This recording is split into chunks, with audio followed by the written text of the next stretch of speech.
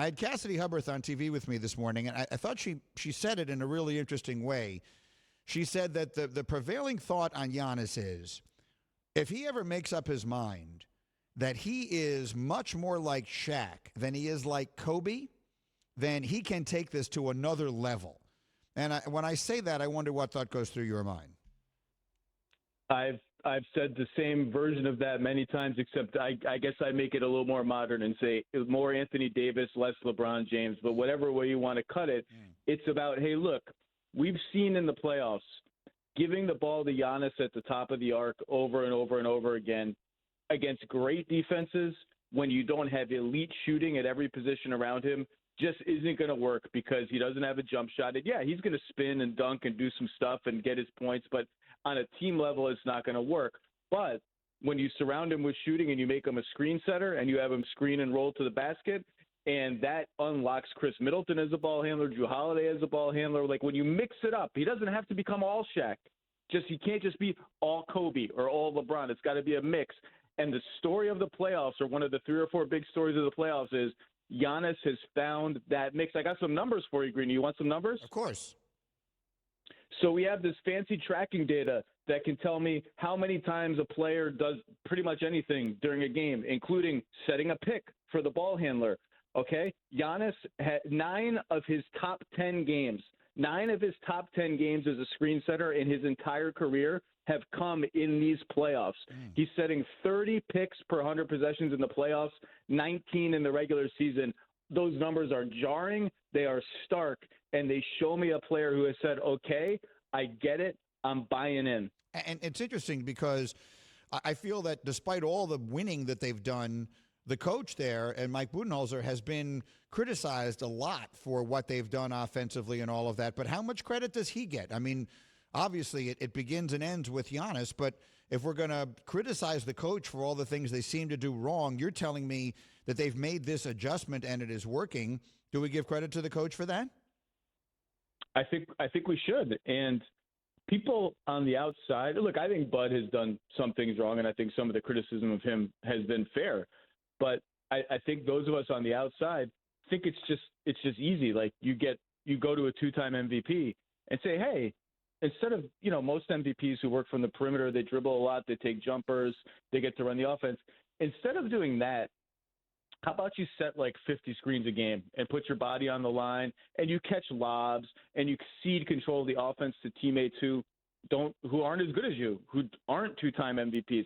Like people think that's one meeting and everyone shakes hands like, oh, that's easy. Let's do it. Let's go out the next game and do it. And then it happens. Like that's a long, hard process with any superstar player. And it has took a lot of time. And I think really what it took was, okay, 2 straight bad playoff losses and our backs are against the wall against Brooklyn. Like, what do I need to do to get out of this series? And that's what they did. They found it there, and now they were down 2-0 in this series, and here they are coming off a big win last night in a couple of days between now and Game 4.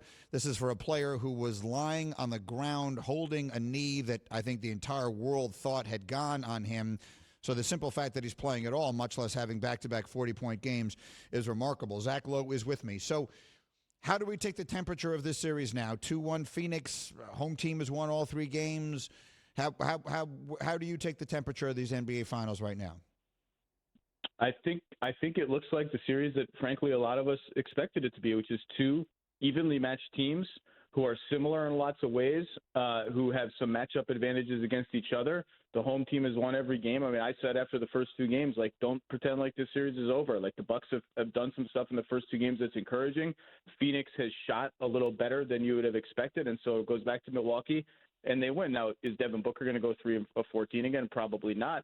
But also, I think the Saric injury and, Torrey Craig looked okay last night but didn't play all that much. I think that the depth issues for Phoenix are starting to match at least the depth issues for Milwaukee without DiVincenzo. And, like, every little nick you get kind of chips away at you.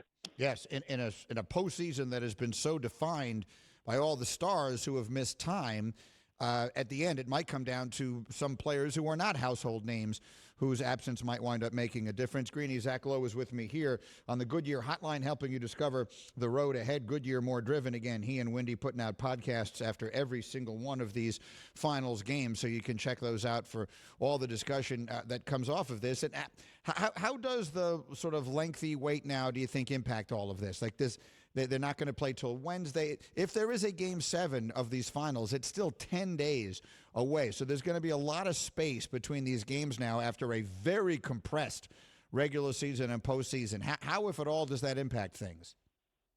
I think it's good for both teams.